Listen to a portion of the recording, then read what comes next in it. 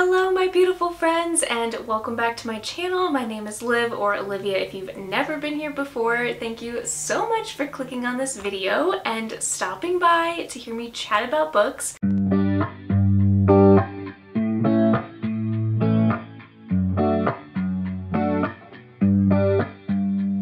For this video, we're going to be chatting all about the books that I plan to read in May, and let me just say this list is like a mile long, and I'm definitely considering it more of like a possibility pile because it's just super long. We have book clubs, we have buddy reads, and there is just a lot going on in May. I thought April was crazy. I'm trying to take a little bit of a step back in May, but again, there's just a lot happening. So, without further rambling, let's just dive into the books. The first book that I'm going to be reading and finishing probably comes as no surprise to most of you is Happy Place by Emily Henry. Can we just appreciate this hot pink cover for 1 second? It is absolutely gorgeous. And this is going to be our book club choice for my Patreon book club for the month of May. If you've never checked out my Patreon before, I have a book club called the Tea Time Society Book Club where we read a book every single month and you guys get to vote on what we read. I usually come up with 3 different choices, and then at the end of the month we just chat. Sometimes I have a co-host with me and we just chat about our thoughts and feelings about the book. It's super fun. I have the best group of people over there, so definitely go check that out. But this is going to be our book club choice for May, and I don't need to sit here and explain to you what this book is about. It's a romance. Everybody knows who Emily Henry is, but I do have to say I'm 100 pages in and it has the perfect summer vibes. There's also a fake dating trope, so if you're into any of that, definitely pick this up and read along with us. The next 2 books I'm going to be reading are actually books for my friend Jordan from Bookish Gems Book Club called A Court of Fables. The first one that I have actually already started and have yet to finish is The Serpent and the Wings of Night. I saw this book absolutely blowing up all over BookTube and Bookstagram, and I needed to know immediately what the hype was about. All I knew was vampires and Hunger Games, and I am a firm believer in that's all you need to know,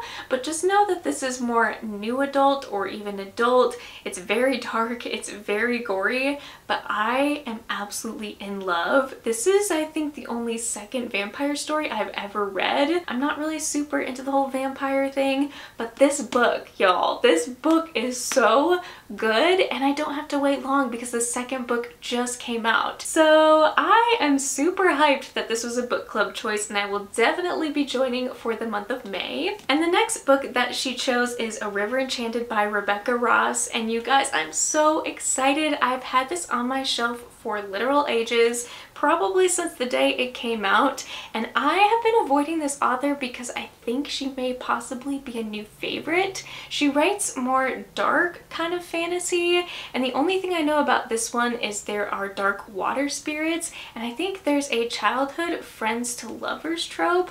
I have no idea, but the synopsis is super long and I just want to go into it blind. So if you guys love Rebecca Ross, please tell me and force me to finally read one of her books, because spoiler alert, I also have Divine Rivals on this TBR, because if I love this one, I am definitely going to be picking up Divine Rivals. And the next book is totally out of my comfort zone, but one that I am very excited about is Stone Blind by Natalie Haynes. The biggest reason why I wanted to pick this one up is because I have just always had such a big curiosity for Greek mythology.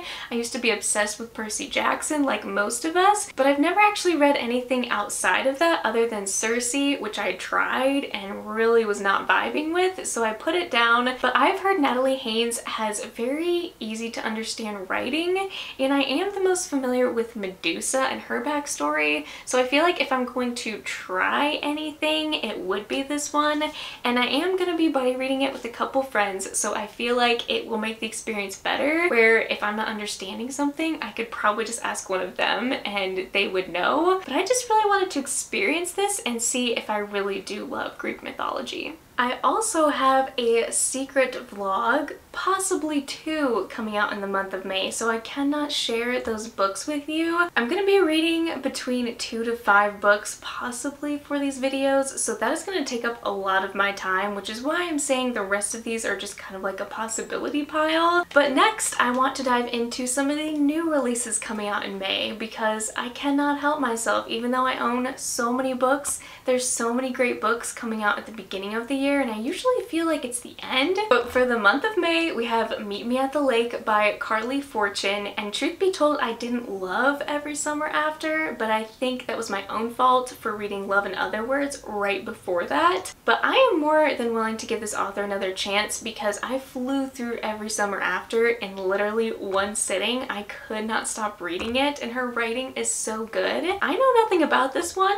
I'm going into it completely blind. You could say the hype got to me, but I am really hoping I love this one even better than Every Summer After. Plus, it looks like it's going to be another great book for this time of year, and I love the pink, so maybe dumb reasons for picking up this book, but I know all my friends are going to be reading it, and I'm going to want to read it too. So we're just going to go ahead and jump on that hype train once again with this one. Next is a book called The Book That Wouldn't Burn by Mark Lawrence, who I believe also wrote Red Sister. I think those are pretty popular books. I feel like Mark Lawrence has written a lot of books that personally haven't interested me until this one. A boy has lived his whole life trapped within a vast library, older than empires and larger than cities. A girl has spent hers in a tiny settlement out on the dust where nightmares stalk and no one goes. The world has never even noticed them. That's about to change. Their stories spiral around each other across worlds and time. This is a tale of truth and lies and hearts and the blurring of one into another. A journey on which knowledge erodes certainty, and on which, though the pen may be mightier than the sword, blood will be spilled and cities burned. Not only is this a book about books, but it's fantasy. It also says it's science fiction. It's also adult. Not to mention, this cover is absolutely stunning. I will be picking this up and probably starting it the day it comes out. It releases on May 9th, so I don't have much longer to wait. This cover was just so eye-catching to me, and I really want to know like what this author is about. I feel like, especially as a fantasy reader, I'm just very curious that if I like this book, if I'll like his backlist. So yeah, this one is going to be top priority for me. The next book that I will 100% be picking up is The Wishing Game by Meg Shaeffer.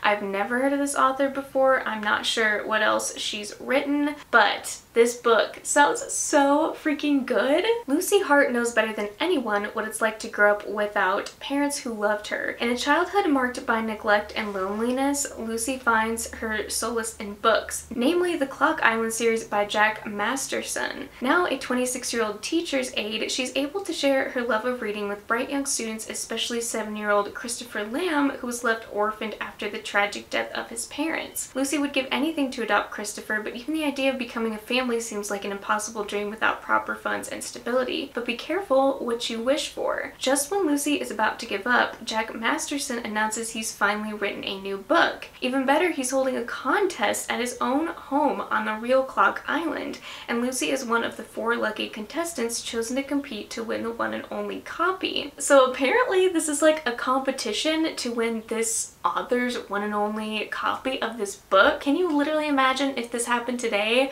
where you take your favorite author, think of your favorite author, and then the fact that you have to fight like other booktubers or something, like to the death maybe, possibly even, I have no idea, to win a copy of the one and only copy of that book. Like, that is just insane to me, and it sounds so good and such a unique concept. This is a book about books. It's fantasy, there's also some romance, and it is adult. It's also a mystery thriller. There's all sorts of things that this book has tagged for it, so I am definitely intrigued. I hope this holds up to the hype of the synopsis, because Yeah, this just sounds incredible. The next book I am going to be picking up, or finishing rather, is The Happy Ever After playlist by Abby Jimenez.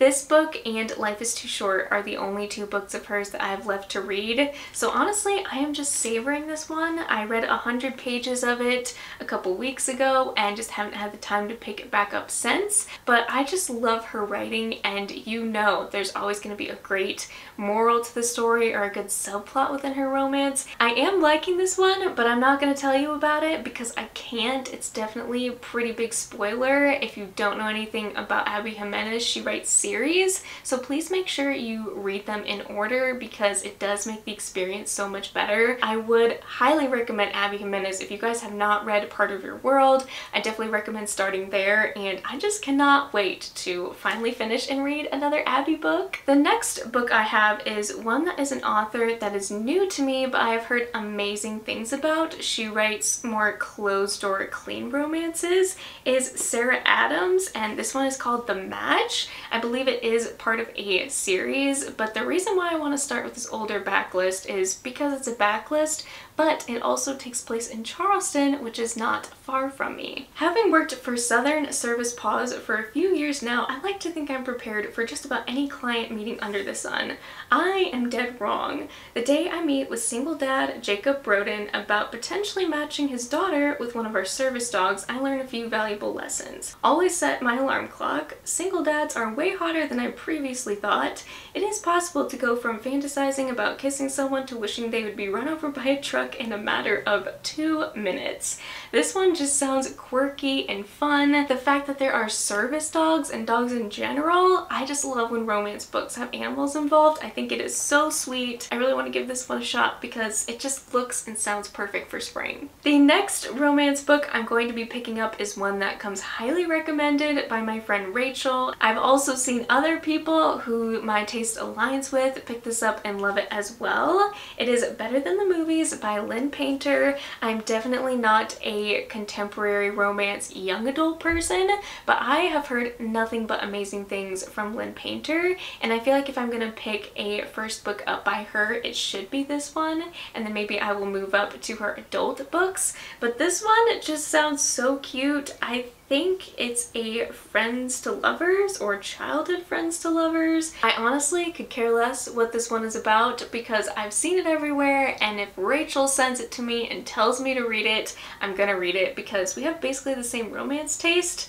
So yeah, I will hopefully finally be seeing if I like Lynn Painter this month. And now for the 3 big fantasy books that I would love to get to, but I feel like this springtime just makes me want to read easy breezy things like easy cute cozy mysteries or romance books. So we will see if I end up picking any of these up, but if I do, it has to be In the Lives of Puppets by TJ Klune. I love House in the Cerulean Sea. It's one of my all-time favorite books. I was so lucky to receive an ARC, but this book is also now out in the public world. It's inspired by the adventures of Pinocchio. In the Lives of Puppets is part Swiss Family Robinson, part Wally, and all heart. I already know TJ Klune's fantasy worlds are so fun. His characters are so quirky, but they're so cute, and he always includes a found family trope. I know this is just going to be another super impactful book. His messages always seem to pack a punch, and I've seen a lot of people crying at Under the Whispering Door, so I'm hoping to read this one and Under the Whispering Door at some point this year to catch up because I adore his writing and his characters are just so sweet and cute, and I'm obsessed. So I have to finally read this one. Another one I mentioned by Rebecca Ross that just came out is Divine Rivals, which is going to be another series. It is about 2 journalists that I believe write love letters back and forth, but they're actually enemies in the office, lovers outside, but there also has something to do with gods or something. It says when 2 young rival journalists find love through a magical connection, they must face the depths of hell in a war between gods to seal their fate forever. Honestly, this kind of makes me want to put it off even longer to when the second book comes out so I can read them time in a row, but also I just can't wait. Hopefully I will have the time for this one. I also have Fourth Wing, which is a massive fantasy book and also a adult series that is brand new. Can we talk about these sprayed edges? It's so pretty. It's basically like a dragon competition from what I know. That's basically it. My friend Jordan from Bookish Gem, who also runs the book club, was talking about this one because she read it early and just keeps saying everybody needs this book. And since it's come out,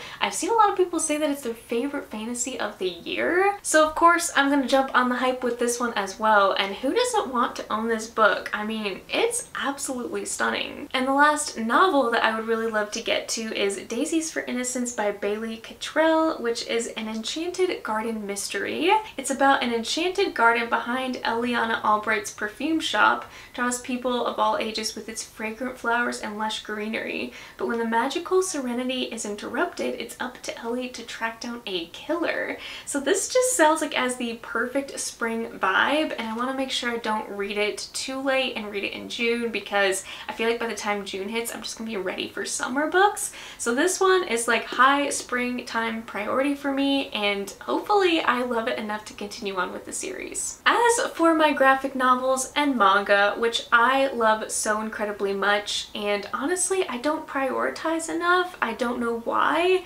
I am obsessed with the format of graphic novels. I think they're so beautiful, and manga has some of the best stories I've ever read. So I am trying to get better at prioritizing these by reading one in between every full-length novel that I pick up this month. And the first one that I never got around to for my Patreon readathon is the Enola Holmes graphic novel. The colors in this are absolutely stunning, and the artwork style is just so quirky. They have really long faces, and you also have journal entries so you can kind of solve the mystery with Enola.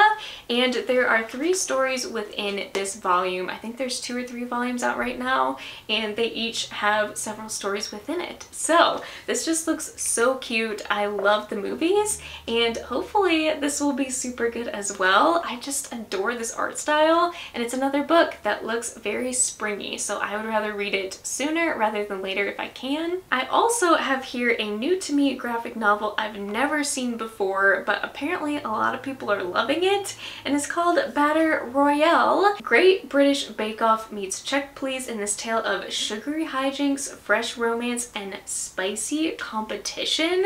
And the artwork style also looks super cute. I mean, any book or graphic novel that has food in it, I will probably instantly be drawn to, but apparently this just has a really cute romance. I think it is young adult, and this suddenly just got bumped up higher on my list because a lot of my friends apparently love this one, and it sounds super cute, so how could I say no? The 2 manga I would love to either continue or start are 2 cozy fantasy kind of mangas, and I feel like that's kind of my jam lately. I recently read The Savior's Bookstore Cafe in Another World, I believe is the title. It also has romance to it, but ever since reading that, I've wanted to find some more cozy fantasy manga, and the first one that I can say I've read and would highly recommend is Freyrin Beyond Journey's End. This is volume 2, and it just follows a cast of unlikely characters. Our main character is an elf, there's also a priest, and she is also going to be taking on this apprentice here and teaching her what she knows,